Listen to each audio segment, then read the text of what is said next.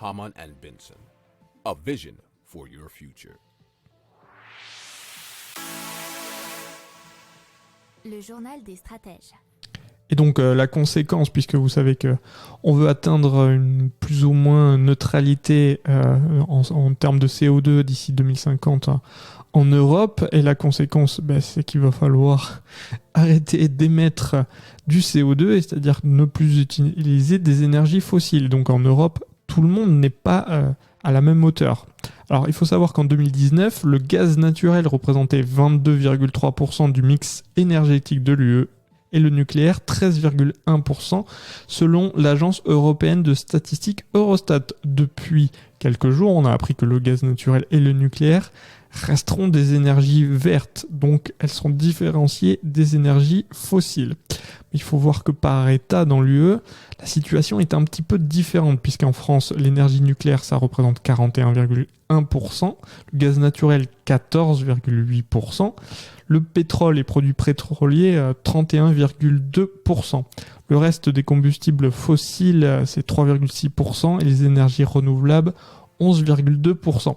Mais bon, la France, bien sûr, c'est le principal producteur et consommateur des énergies nucléaires en Europe. Si on va en Allemagne, par exemple, qui est le plus gros pollueur en termes de CO2 de l'Union, le gaz naturel est représenté à 24,4%, les produits pétroliers 36%, le nucléaire, vous voyez que c'est très à la marge avec 6,2%.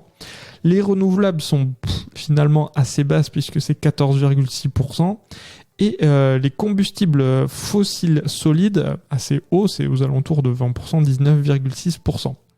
En Italie, le gaz naturel, c'est un des principaux consommateurs en Europe, c'est 38,6%. Le nucléaire n'est pas ou quasiment pas utilisé, peut-être importé, on n'a pas les chiffres là. Les énergies renouvelables représentent 18,7%. Et les produits pétroliers constituent 35,9%. Pour l'Espagne, la situation est un peu différente bien sûr de la France, mais elle est semblable aux autres, puisque le nucléaire et le gaz naturel, c'est 11,4% et 23,1%.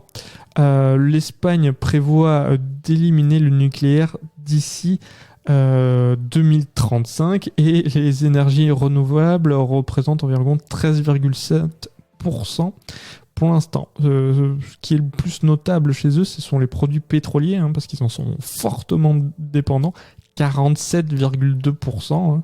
On est pas mal, c'est quasiment le même niveau qu'au Portugal, parce qu'ils sont à 47,4%, alors que le gaz naturel, c'est 21,3%. Par contre, au niveau des renouvelables, ils sont pas mal, puisqu'ils sont à 24,4%.